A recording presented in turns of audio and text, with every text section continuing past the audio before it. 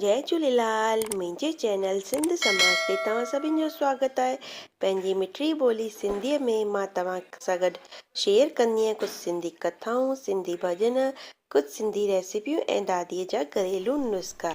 अॼु मां तव्हां सां गॾु वेसाख मास जी कथा जो टियों अध्याय शेयर कंदसि। तव्हां बि हिन कथा खे पंहिंजे सभिनि सिंधियुनि भाउरनि भेनरुनि सां गॾु शेयर कयो ऐं चैनल खे सब्सक्राइब कयो। कथा वेसाख मास जी अध्याय टियों।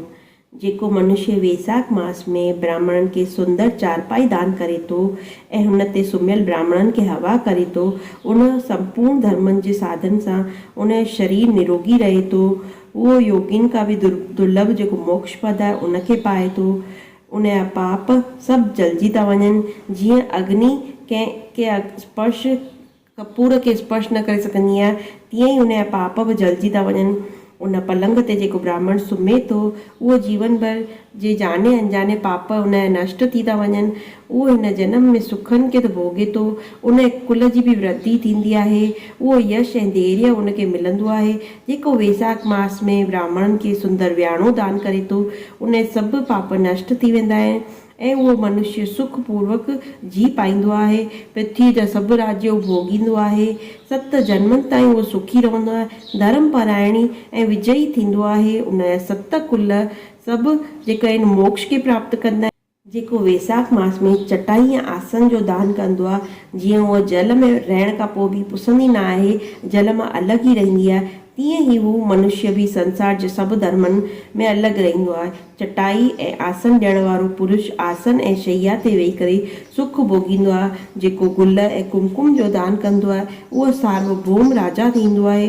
जेको जल में पिसियल चंपा ऐं कुश जो दान कंदो आहे उहो सभिनि पापनि खां परे रही करे सर्व सुखी देवताउनि जी सहायता सां उहो मोक्ष खे प्राप्त कंदो आहे।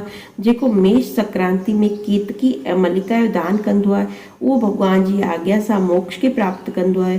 जेको सुपारी, सुगंधित द्रव्य ऐं नारियल जो दान कंदो आहे उहो 7 जन्मनि ताईं ब्राह्मणनि जे घर में जनम वठी करे 7 कुलनि समेत विष्णु खे प्राप्त कंदो आहे।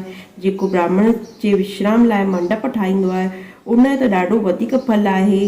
जेको छाया मंडप ठाहे करे बालू किराए करे, बालू यानी कि बालू रेत जेकी थींदी आहे उहो किराए करे प्याऊ लॻाराईंदो आहे, उहो स्वर्ग जो स्वामी थींदो आहे।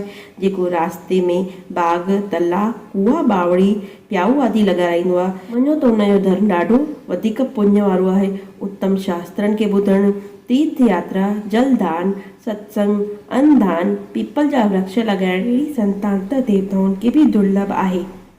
जंहिंखे संतान न हुजे उहो अगरि हिन मां हिकिड़ो बि कमु करे थो त हुनखे संतान जी प्राप्ति थींदी आहे। वो श्री वैशाख मास की जय। हिते असांजो अध्याय टियों समाप्त थियो। वरी मिलंदासीं हिकिड़े नए अध्याय सां गॾु।